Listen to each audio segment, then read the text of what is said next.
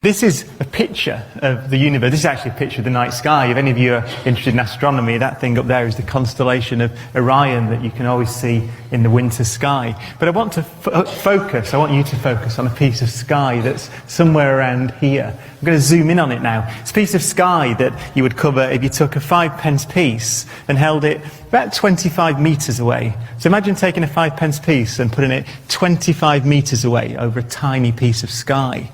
Well, a few years ago now, the Hubble Space Telescope, which is in orbit around the Earth, turned its gaze to that tiny piece of sky, the 5p piece bit of sky, and took a picture. It opened its camera shutter for thousands and thousands and thousands of seconds and just gathered the light from that piece of sky. It was deliberately chosen because it's a dull, uninteresting piece of sky. Actually, from the surface of the Earth, you would see virtually nothing in it at all. But this is the picture that Hubble took. And you see that it's anything but empty. It's called the Hubble Deep Field image. It's one of the most important and fascinating images in the recent history of astronomy. It's not empty. It's got lots of structure, lots of points of light in. There are actually over 10,000 points of light or blobs in that image. And virtually every one of them, over 10,000 of them, are actually galaxies, distant galaxies. So they're not stars, they're galaxies. Now those galaxies, on average, have 100,000 million stars like our sun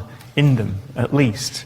So 100,000 million stars in each one of those 10,000 blobs. The most distant object in that image, and I'm going to talk a bit about how we know these things in a moment, but the most distant object is 13.2 thousand million light years away. It was actually discovered in this image only a few months ago.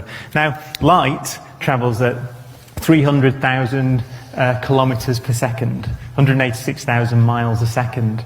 And at that speed, it's taken over 13 billion years to travel from the most distant object in that image to Earth, to the Hubble Space Telescope. Now, when you think that the Earth is only just under 5 billion years old, it means that most of the light from most of the galaxies in that image began its journey to Earth before there was an Earth. And for some of the most distant galaxies there, they were over halfway here when the solar system was just a cloud of gas and dust. It hadn't yet coalesced into the sun and the planets and moons of the solar system. So imagine what that looks like. That's a tiny, remember, 5p piece of sky 25 metres away. Imagine what that looks like when you extend it over the entire sky. Well, this is a beautiful map of the observable universe. Every dot on that map is a galaxy, with 100 billion stars like our sun in it, at least. You see that the structure in there, they're not randomly distributed. It's very interesting.